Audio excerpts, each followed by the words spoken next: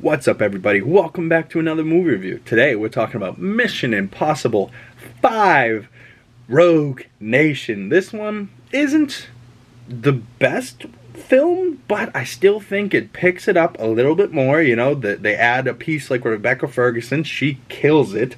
And the opening scene is nuts, where he friggin' is hanging off the side of this plane. Like, look at this shot. This is insane. Like, this should be CGI and a fake plane sitting on the ground.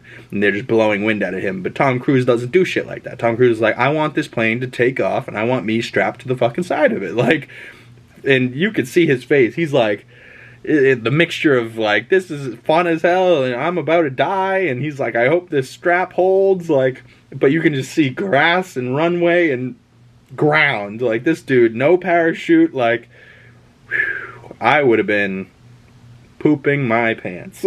But I mean, shit, just like scenes in this movie where he's on the motorcycle and he's in this chase and there's a guy crashing behind him and there's an explosion happening. Like, a shot like this can be done in CGI, but because it's actually Tom Cruise without a helmet riding the motorcycle, you're like, fuck, this is real. Like, everything's real. The stakes just feel real, you know? Like, it feels like Tommy Cruise is Ethan Hunt and he's really on an impossible mission, you know? And there's something about that that just makes for good film, you know? And I think, you know, the assassination attempt with Rebecca Ferguson with the leg up, and she's fucking, you know, she's shooting through the, you know what I'm talking about.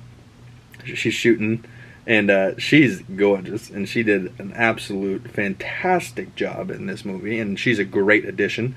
I like, you know, that they had Renner back and stuff. He's not in the 6th one. He must have been busy filming Hawkeye, his own TV show.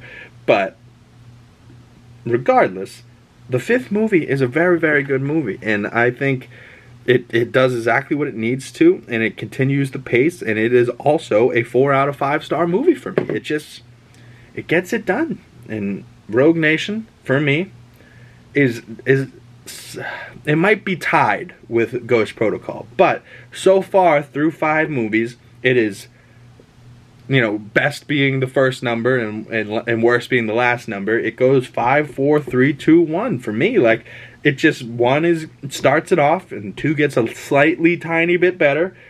3 steps it up a notch. 4 slightly better.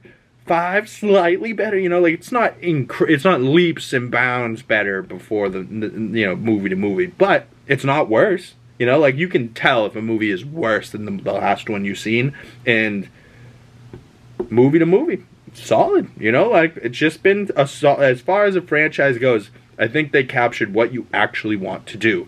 You want to have a movie do well, and when you make a sequel, you don't want to just do the same thing, and you want to up the ante, but you want to have all the things that feel like the thing that was the first success, but you want to build and you want to further the story. And I think they've done it. You know, they've done a great job with making movies and not doing the same exact thing, but having the same type of feel, an impossible mission, and they got to complete it. And Ethan Hunt's the man for the job. And Tommy Cruise, man, doing these stunts, like, regardless of the stunt, like, you know, he didn't have to hang off that plane. It really didn't mean much for him to be on the plane, but it was still, like, it's practical humor at the same time. You're like, oh fuck, Benji, get him in the plane, get him in the plane.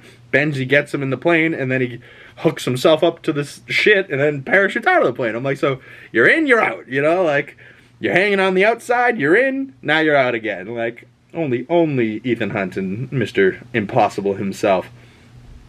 Ugh.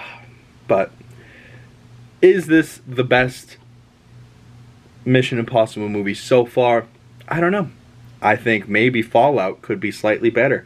I've only gotten halfway through Fallout, so I'm going to go finish Fallout, and then I'll do a full, complete movie review coming up in the next couple of days.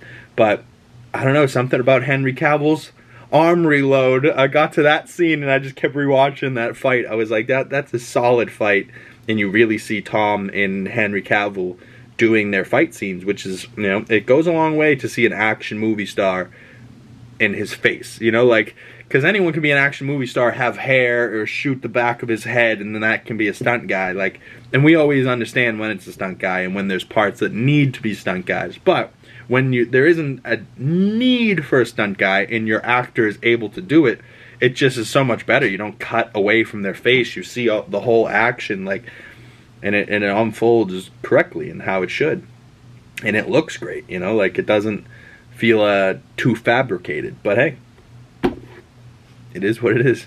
4 out of 5 stars for me for Rogue Nation. Comment below, what did you give this out of 5 stars or out of 10? Some people do out of 10. The way I see it, out of 5 stars is the same thing out of 10 stars. You just double it.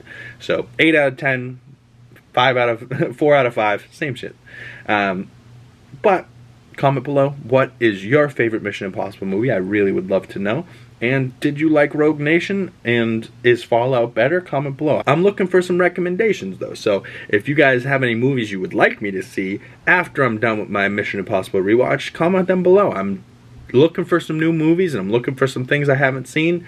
And I'm maybe looking to rewatch some things that I haven't seen in a long time that maybe need a rewatch. Maybe like the Terminator series, you know, at least Terminator 2. But either way, I will be back. So I'll see you guys in the next video. Peace out.